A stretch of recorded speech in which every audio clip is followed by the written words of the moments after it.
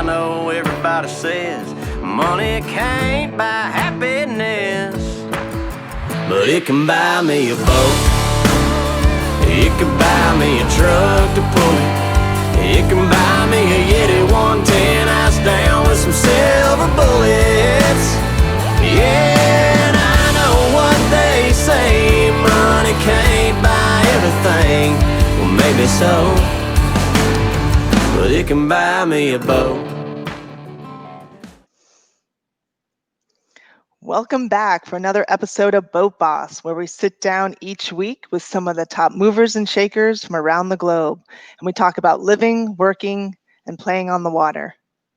My name is Kim Sweers. I'm the host of Boat Boss and also a managing partner of FB Marine Group, one of America's top 100 dealerships. Well, last week we had Richie Powers on the show, who started as a test driver for Mercury and became one of the top offshore racers in the world. That legacy continues. The Mercury and Brunswick legacy continues this week as we welcome Brunswick's top commander-in-chief, David Foulkes. Welcome to Boat Boss. Thank you, Kim. It's great to be here. Well, congratulations. You are, I start my show with the top movers and shakers from around the globe, and you actually won that award by Boating Industry yesterday or the day before, right? Yes, about a week ago, I think, something like that. Obviously, I was delighted to get it. I think it was really an award for the whole of Brunswick and everything that we've done this year in a challenging year. It has been a challenging year. I think they call it the Black Swan. Yes. It has for sure been that type of experience for all of us, one that we can never, expect. Mm-hmm. So before we jump into business, tell me about yourself. Where are you from? Tell me about your family and what you do for fun. So we're a very international family. I come from the UK, from Wales, over on the West Coast. My wife, Gillian, is Scottish by descent, was actually born in Africa. Her parents were out teaching there. My daughter, Emma, was born in Cologne in Germany. We were on assignment out there when she was born, but my son, Michael, was born in the States. So we've been everywhere together, lived in a lot of different countries, but we're all American citizens now and all living in the US, so that's great. We enjoy each other's company. We're a very tight family. If you move a lot, awesome. You become your own friends and family, and that's stayed till today. My son is 26 now. Michael and my daughter Emma is 22, and we get together whenever we can. And when we do, we often go out on the water. So we have a Boston whaler. Of course. We keep in, of course, yeah. That we keep in Chicago. So that is a source of a lot of our time together. I love it. So any grandkids yet? No grandkids yet. Come on, Michael. Come on, Emma. Let's go. I would not encourage too much. I think we have all that we can cope with right now. I agree. All right. Well, before we get into Brunswick, I want to show the audience, our guests, a little bit about Brunswick. So I'm going to roll film on who is Brunswick.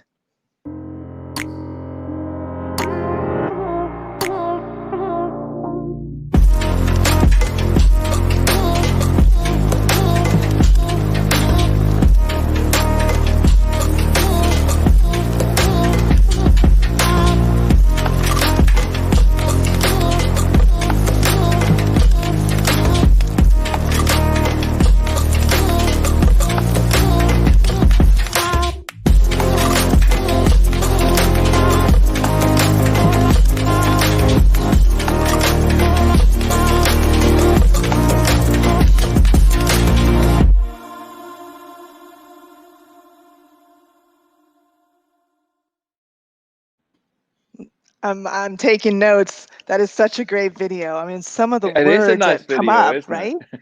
Right? I think you had something to do with it. But the key words, I wrote them down: innovate, venture, connect, inspire, and accelerate. Like that. Mm-hmm. Tell us about how you came up with these amazing, powerful words to describe Brunswick. Well, I think they all fit us. Our vision statement is innovation and inspiration on the water. And I think that's the kind of two lenses on our business. We're an innovation, a technology company, but we're also a lifestyle company, and we like to reflect that in the vision statement for the business. I I think if you want to be a contemporary company now, if you want to be a leader in whatever field you're in, you have to be very dynamic. You have to be very flexible. You have to have your foot on the gas pedal all the time. And so I think those adjectives around excitement and innovation and acceleration correctly describe our aspirations as a business. No, absolutely. And they, as you should add like wide open throttle to that at some point, Yes, we right? should for our racing division. Yeah. Especially now that we have racing.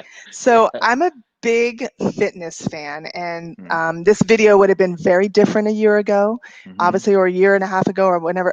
So you spun off or you sold the life fitness division. At what Mhm. point did you say to yourself, we want to concentrate on strictly marine? And how did this come to fruition? Well, I think if you look more broadly at the marketplace, the market is really rewarding companies with a clean narrative now. It used to be that the market would like conglomerates, big companies with lots of different businesses that would kind of hedge risk for them. But there are lots of different ways for investors to hedge risk now. They don't need us to do it for them. So if you Right. think about 2 years ago, we were at 80% marine and 20% fitness.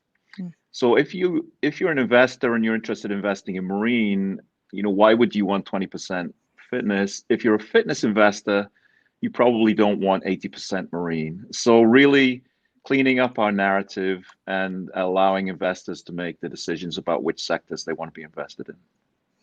It's brilliant. It's when you think about it, a clean, it's so important to have a defined vision. And I always Mm-hmm. wondered why you had both, and now it's crystal clear. But Well, I think if you're doing too much explaining about your narrative, you're probably losing, right, right? Now I it's very agree. simple. Right. Well, let's talk about the pandemic. Yeah. Let's go back to March. We were having all of us in the marine industry were doing extremely well, coming up and from January until first Mm-hmm. quarter was going great, and then obviously the pandemic hit. Tell us about that. How did your manufacturing facilities, how were they impacted? Your parts and accessories. So, how did COVID affect your business?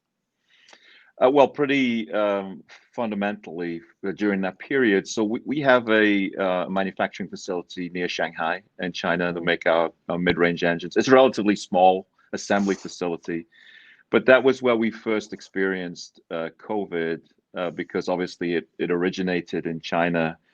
And we went through a period where that facility was down and we brought it back up again. So we had a preview of that experience, what it looked like, what testing looked like, what it took to bring a facility back up again. And then, of course, it migrated to Europe, Italy particularly, before it kind of came over to the US. It was really, I think, the last week of March when it was very clear that the pandemic was very significant, when countries started to lock down, when businesses started to contemplate what they could do to impact the spread of the pandemic. And like many other businesses, we did two main things. We moved our staff, whether non-production staff, to work from home. Mm-hmm. And then we closed down for a period of somewhere between 3 and 4 or 5 weeks, the majority of our production facilities. We kept going with distribution though. So we're fortunate we have a large parts and accessories business. We have an engine business that has inventory. So we were able to continue distributing even when we were not producing new engines on new boats. During that period, we have 150 facilities through the globe and 13,000 staff. They're not all large facilities, but Mm-hmm. we needed to think about how we could have a global sets of procedures and protocols that would protect our staff from the pandemic. And we uh, developed them and rolled them out in a period of a few weeks so that we were ready when it was possible to begin reopening. And that reopening for us was kind of phased. We Right. started reopening in a few facilities, key facilities like our engine production facility in Wisconsin and a few other of our businesses, just seeing, how it would all work, making sure that everything was safe, that the procedures would work. And then probably over a period of 3 or 4 weeks up through the first few weeks of May, we reopened production across the globe. And we have been open ever since. But during that period, of course, we lost a lot of production and we had to ramp up again, just like everybody else did, with the assistance of our supply chain and with our channel partners.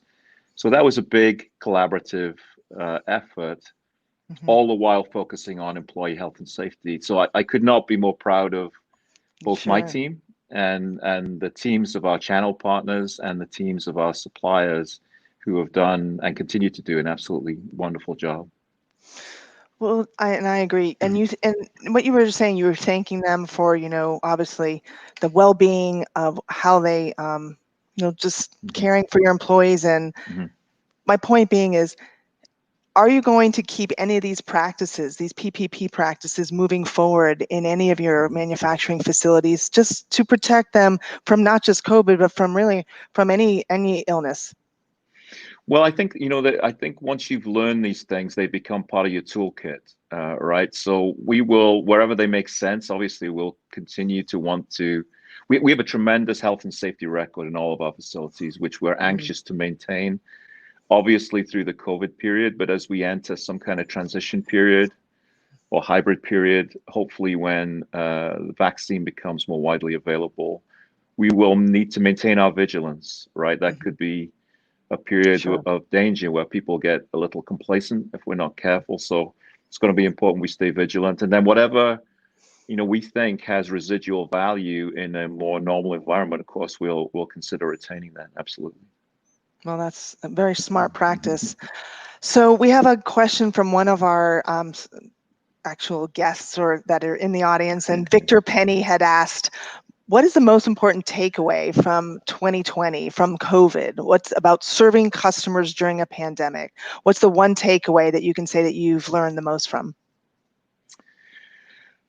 I think we're continually surprised by the resilience and flexibility of people, whether it's customers or channel partners or our own employees, whatever the world throws at us, we find our way to succeed, right? And some of us in the boating industry have had some challenges, but also some unusual tailwinds. But I think we've in our company, in our industry, I think we have a tremendous can-do attitude. It keeps us going through all of this, and energizes us even in these adverse circumstances. So it's always just nice to get, in the midst of very challenging times, a nice refresher in how resilient and capable our staff and in general our industry could be. Well, I agree. And as a Mercury dealer, we're one of your top dealers, and anyone that we deal with at your organization at Brunswick and with Mercury are just outstanding. Hats off to your team. You have a great team. People make up, yeah, and you should be. But the difference between a good place to work and a great place to work is obviously it's people, the culture. Everywhere, anyone I speak to at Mercury is just, they have an attitude of gratitude. And you're 175 years strong. Congratulations on your anniversary this year. Thank you. And I call it the Kool-Aid effect. Everyone is loves working for Mercury. They've been there forever. And I want to show our audience what it's like, the culture, because it's very hard for a lot of companies to achieve it. And you've hit the nail on the head. So I'm going to roll the film and introduce the world to the Brunswick culture. Thank you. Thank you, Brunswick. Happy anniversary. We define the future of recreational marine and deliver innovation and inspiration on the water. Today, Brunswick is the strongest that it's ever been. We're the world leader in recreational marine, in propulsion, in boats, in P&A, in boat clubs now, and in services.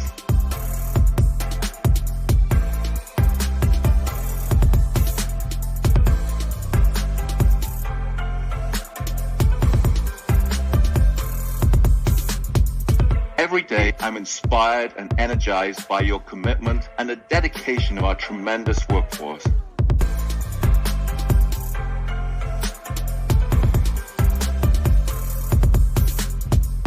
Thank you all very much.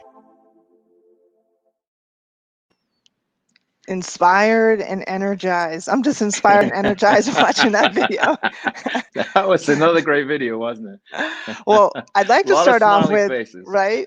So if someone obviously wants to, I almost want to apply for a job at Brunswick, but where does someone go if they want to, seek employment with Brunswick? Well, we have a careers website that you can go to that you can access through brunswick.com. Obviously, we advertise on LinkedIn and on Facebook, a number of other kind of social media places, social media channels as well. But your first site would be Brunswick Careers. Okay, well, great. Well, check it out, everybody. So let's go back to the video. So Brunswick is a culture of inclusion. They're one of acceptance of veterans and of women. You've won multiple awards recently for veterans and for women. Forbes, you're on the top list for best employers for women. Let's talk about how, what benefits you offer women, veterans, your diverse workforce. Well, I think, we have a great culture of diversity, I think, but the other, parts of diversity are around equity and inclusion. And I think that having a diverse workforce is one thing, but having them feel that they all have equal access to opportunity and they're all part of decision making is really important. We have elevated people to the senior ranks of the company who I think act as role models. We have a lot of women in very senior positions. Two of our 4 division presidents, 2 of our 4 CFOs, 2 chief marketing officers are women. And I think there's nothing like having that kind of role model in a senior position to encourage others to come through. It isn't as though we can't do more. There's always more we can do. We're always working at it. I'm pleased that we've been recognized. It's nice to get that kind of nice feedback, but the journey doesn't end. There is more for us to do and more for us all to do, I think, in regards to diversity. Well, you've done a great job so far, and the awards speak for themselves. So hats off to you and your team. Thank you. Thank you very much. Well, what's the best part of working at Brunswick? You obviously started in 2007 as head of project innovation, I believe. And then is that right? I was head of product development for Mercury Marine at the time, which is our one of our big divisions, our propulsion division. And I had a wonderful time. That is a wonderful team at Mercury, as you mentioned. We have about 400 engineers working at Mercury. And I came in just as we were beginning to kind of engineer the new 4-stroke outboard lineup.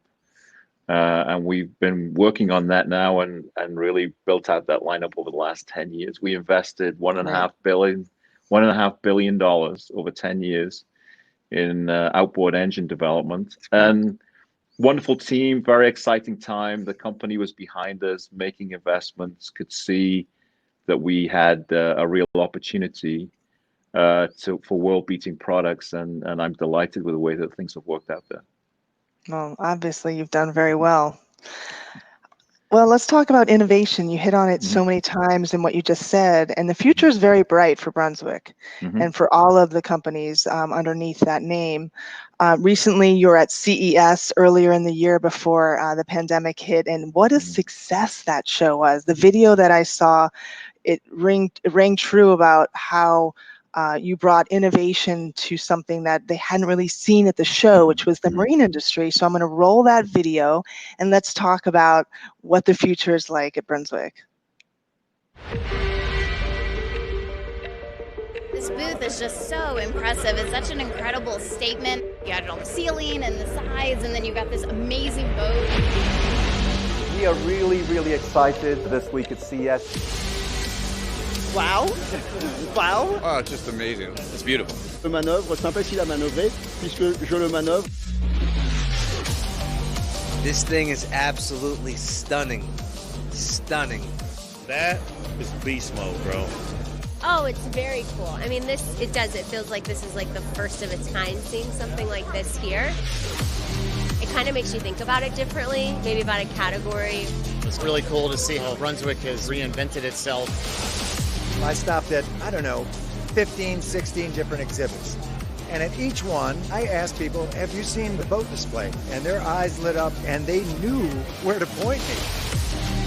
The amount of people that have just like come in here and are just like snapping photos, it's amazing. It's kind of wild, especially when you think about something that's more industrial in nature. Try to understand different types of technologies can disrupt a space like this.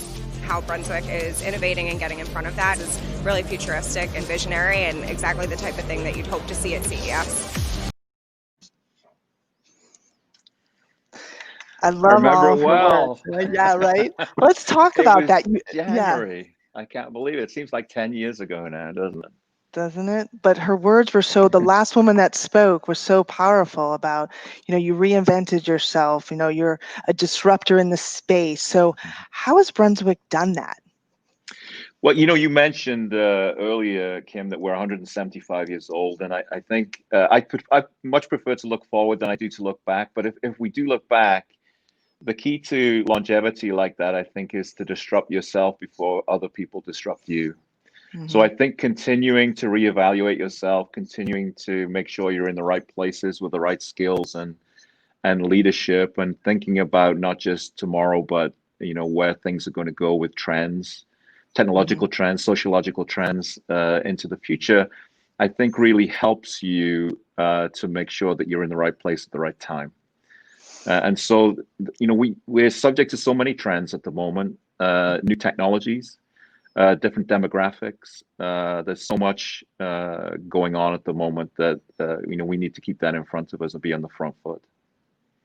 Well, you speak of autonomy, connection, electrification, if that's say that a few times, right? And then shared access. Those are obviously the initiatives that I believe that Brunswick is focusing on. Can you elaborate on those 4 key initiatives and what they look? Sure, yes. So those are our ACES strategy, ACES, which you mentioned, is autonomy, connectivity, electrification, and shared access.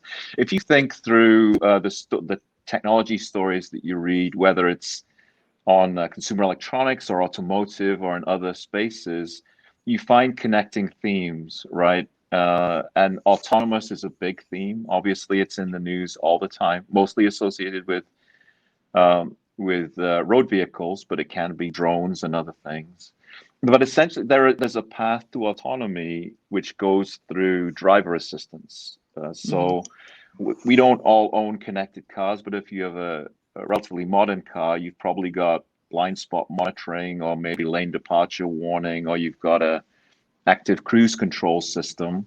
So driver assistance, we think, is equally applicable in our marine space. I think there are some pain points in boating that we all know: docking, maybe anchoring, sort of things that causes a little more stress than they might. So any way that we can use technology to help with that, I think is going to be useful. Attract more boaters in, help people feel comfortable and enjoy boating more. Connectivity is really. Sorry, go ahead. Well, to talk about the autonomy, do you think that has opened up more of a market for new type of boaters? I would think, because it's a driver's assistance. I own actually a Tesla, so I know what it's like to have an assisted vehicle. But I'm comfortable, with my car, but I might not be comfortable with a boat. So, what type of clientele will we be expecting to come into being boat owners because of this? Well, I think what we have seen is the technology that's already been deployed, like joystick docking or GPS station keeping. We have a system called Skyhook that you probably know. Those kind of pieces of assistance have already helped people master boats that might have been pretty tough for them. So you and I both know docking a multi-engine large boat can be challenging, but if you have a joystick, it's a lot less challenging. And so I think we used to think that just the newer people to boating, the less experienced people, would really enjoy that the most. But as it turns out, everybody uses it. Right. everybody realizes, hey, this is just way easier, so I'm going to use that. And if you're waiting for, a fuel station or a bridge to open or something, you just hit Skyhook. So if you think about that as, where we are now, and then think about what the next possible steps are, I think it's certainly, I hope it encourages more people into boating, more people into owning, larger, more capable boats. But I think in the end, it's helpful for everybody, both from a comfort and from a safety perspective, to have these advanced features available to us. Oh, great. Well, let's go on to the connectivity. Yeah, I with your Lexus, I'm guessing you probably have an app that tells you Tesla. when you I said park Lexus. the I don't know. sorry, I said Tesla. Tesla. I'm sorry, Tesla. You said Tesla, so you probably have an app that tells you when it's charged, or how much it's charged, where it is, where it's located. Whether you can switch on the air conditioning, all those kind of things. And if you think about that for a boat, there are a lot more systems on a bigger boat, particularly to monitor while you're away from the boat. You certainly want to know that nobody's stolen it, that it's safe, that it's where you left it. You might want to look remotely at what the fuel level is as you're thinking about your next trip. You might even want to think about whether I want to switch on air conditioning or freezer plates or something before I get to the boat, right? So I think having this remote connection to the boat helps you prepare, helps you with your confidence that the boat is doing what it should be doing, that it's safe. And so I think that for road vehicles and for marine, probably in marine, even more applicable, I think, because there's so many things that you need to do before you get going on a boat, right? Of course. And not only that, but think about the experience that you're going to deliver to your customers because of this. It's outstanding. Yeah, I think that I often think when I go to my boat, often I go down first. And I go down first to get all the canvas off and, trim the engines down and do all the things you need before you can, get away. But, and I'm not saying we can have an app that takes the canvas down yet, but which would be great. Wouldn't it be great? But there are a number of things that you could do remotely that would, that would speed up your day, I think. And we'll look forward to, being able to implement that. Let's move on to electrification. That's a word that I can't seem to get out today. I think you got it. Electrification. Let's so talk you know about that from your Tesla, right? I do, yes. What's the future from gas to electric? What do you think? So boating, it's a tougher use case for electrification. I think electric cars have become popular when the performance and the utility start to approach a gasoline engine. So you have a Tesla, the acceleration is good. You probably have a 300-mile range, something like that. When the first cars were introduced, electric cars, they had poor performance. Maybe they had a 100-mile range. It was a much bigger compromise. So if you can get something that is not a compromise to you, I think you're going to choose it. For boats, it takes a lot more power to push a boat through the water than it does push a car through the air. And boats don't have brakes to regenerate energy. So we go in with some tougher physics for electrification to approach. So what we see in electrification, I think, is it's kind of coming in around the edges of boating. It's usually smaller horsepower, smaller boats, well-defined use cases. I only need to be away for 2 hours or 3 hours, and then I can come back and plug back in, those kind of things. So we see that as interesting, and we certainly want to participate in that. We don't necessarily see it penetrating mainstream boating as fast as electrification could penetrate road vehicles. And so for bigger boats, there are other opportunities, though. That at CES, we showed our Fathom system. There's another engine on the boat that's not hanging on the back, and that's the generator, right? So we can start replacing that on bigger boats with advanced battery technology, lithium-ion batteries. They can be quiet. They don't produce pollution. Most when you're anchoring up, when you just want your house systems on. I think that high-capacity advanced battery technology is a very reasonable alternative to a generator. So I think we'll see it penetrate electrification into management of house loads and generator replacement, and then in smaller boats and maybe some particular applications. So it'll be very interesting, but it is a just tougher challenge in marine. I'm sure. So are we going to see it anytime soon, or how many years do you think out are we? Well, I think, it's there already. Yeah, there are some smaller companies, smaller businesses that are already present in these kind of niche applications. In Europe, particularly, there are some lakes that don't allow internal combustion engines, and so electric propulsion is your only choice there. I would like to be in a situation where we get to the situation where electric propulsion is not forced by legislation, but becomes a consumer option. But I think we're quite a long way from that, particularly in larger boats with longer range requirements. Got it. Well, I'm looking forward to those days. All right, well, being a Tesla driver. Well, let's finish up the ACES with the last one is, I believe it's the shared access. Shared access, one of my favorites. So let's talk about that. Shared access, yeah. Let's talk about that. You see shared access in so many other verticals, whether it's Lyft or Uber or Zipcar or NetJets or whatever it is. Essentially, some way of having an asset that gets used by multiple people and not necessarily owned by the end customer. And for us, the best way into that was acquiring Freedom Boat Club, which we bought in the middle of last year. Mm-hmm. And that is a tremendous model. We had 160 locations when we bought it. We're now approaching 250 locations. I think about more than 50,000 members. So it's been a huge success for us. And I think, people really appreciate this very convenient model. If you are pressed for time, maybe the economics of boat ownership don't work for you, but you enjoy boating, you arrive at a Freedom Club, the boat's ready for you to go, you take it out, you drop it off again, that's it. And so it's a super convenient experience.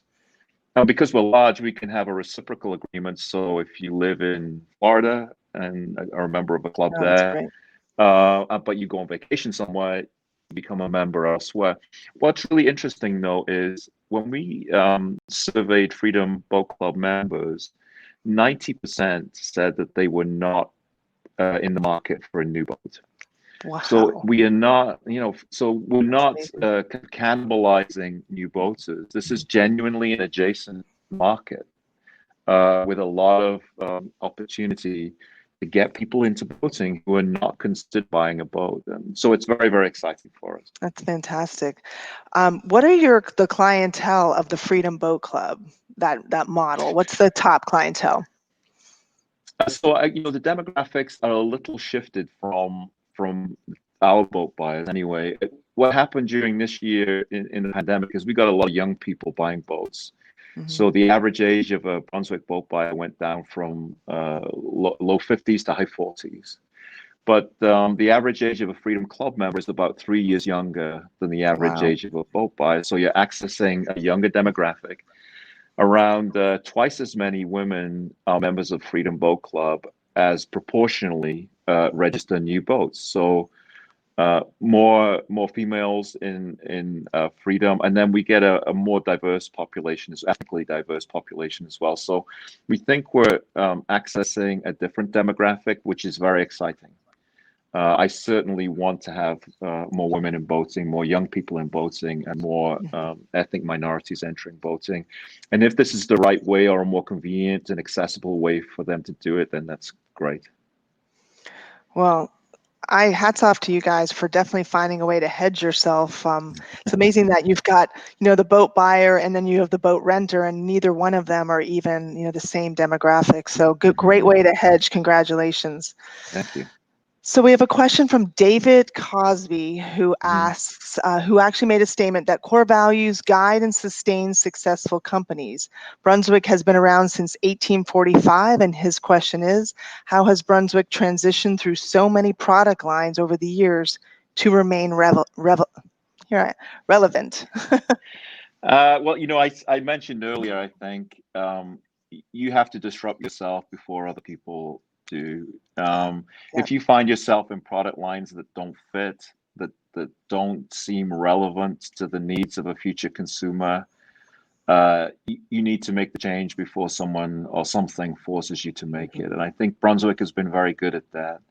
We've migrated through, through making carriages to making tires to producing record albums to all kinds of things before there are too many things to even That's amazing. think about. At the time, they were all good businesses. I'm sure. But at a point, you realize that, maybe that's not the business of the future and you need to pivot. And I think we've been very good at doing that. Absolutely. And we find ourselves in a very good spot, I think, right now. What innovation product are you most proud of, Dave? There's a lot to be proud of inside our business. We have so many great brands and so many great innovations. In terms of the influence on the company at the moment, I think some of the more recent outboard engines, the new 175 through 300 that is extended now into 450 horsepower. If you think of how compact and lightweight and high performing those engines are, I always like to think about innovation as customer centric. It's not innovation for innovation's sake. It's innovation because you're offering the customer something that they value. And in an engine like that, people value it's quiet, it's high performing, it's small, it's lightweight, it looks contemporary. So I think, of all the things that we've done over the last several years, and we've done many, that has probably been the most influential for our company as a whole. Well, I would have to agree with you. On the service side at our dealership, a lot of the clients are moving out of the inboards and rushing into buying anything with an outboard because it's just so much easier. The performance is better. It's just warranty service all around is just a much better product for them. So you've done a great job. Thank you. All right. So one question I want to know is mindset. I'm a big mindset. Mindset is everything.